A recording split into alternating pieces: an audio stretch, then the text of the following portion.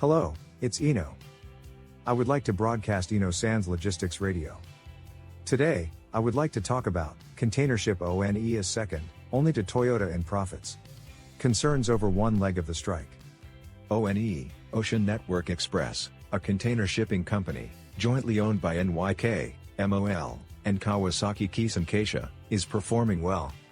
In the fiscal year ending March 31, 2022, ONE posted net income of $16.7 billion, a five-fold increase from the previous fiscal year, and second only to Toyota Motor Corporation's $21.04 billion. However, amid growing concerns of an economic slowdown, the company's reliance on container shipping, as a single leg of its business, is reportedly still fraught with dangers. ONE just turned a net profit of $105 million in the fiscal year ended March 31, 2008, its second year in business, and has rapidly expanded 160-fold in the 2 years since then. This is more than the $7.45 billion of NYK, the parent company and the largest in terms of profit size. Container loadings did not increase in the last fiscal year, and most of the increase in earnings was due to higher freight rates. ONE is highly profitable from a global perspective. This is because the ratio of Asia-North America routes, which are considered a dollar box, is as high as 30%. ONE's North America-bound routes have been fully loaded since the fiscal year ended March 31, 2021. There is also the issue of how to proceed with the growth strategy. Relying on the container ship business, which has its ups and downs, is risky, and the world's major shipping companies are rushing to diversify their businesses. In March 2022, MSC, the largest container shipping company in Switzerland, acquired the African logistics business of French company Ballor for €5.7 billion. Maersk announced that it will acquire Hong Kong logistics company, LF Logistic, S in 2021 and US logistics company, Pilot Freight Service in 2022.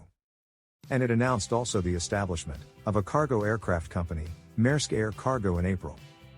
CMA CGM is also acquiring non-vessel businesses. In contrast, ONE has drawn a line in the sand with diversification. CEO Jeremy Nixon says, "Our environmental strategy is our main focus, and we will focus on the container ship business." The parent company is also dismissive of ONE's diversification. The president of MOL says, if ONE is serious about aiming for the next stage of growth, diversification into logistics and warehousing is a candidate, but there are many difficulties, because 3 companies have already developed this business, and competition would arise. Each company has its own logistics company, Yusen Logistics, MOL Logistics, and K-Line Logistics. However, he states that there is no denying that there is a danger in relying on the container ship business. With the current global economic slowdown becoming a growing concern, a senior analyst at JP Morgan Securities noted that a deterioration in market conditions is inevitable from here on out. Although ONE does not disclose this information, based on the earnings forecasts of the 3 shipping companies, we estimate that ONE's net income for the current fiscal year is expected to decline 30% to around $13.3 billion. As of June, ocean freight rates have declined. The tide will turn again, depending on the progress of labor management negotiations on the west coast of North America, but for now, we do not know what will happen. The parent companies were once troubled by the large fluctuations in the performance of their container ship businesses, and kept the risk away by merging them into a single company, accounted for by the equity method, and they cannot remain unaffected. How the 3 companies position ONE is once again being questioned. 3 Japanese shipping companies have already developed logistics companies, and because of the different history of their formation from other shipping companies, they have a single logistics leg. Trying to catch up with MSC on this single container leg is also quite different, so it is tough to compete in terms of scale.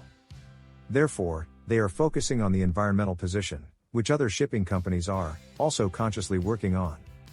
The industry leaders are beginning to focus on total logistics, and I believe this will become a trend in the future.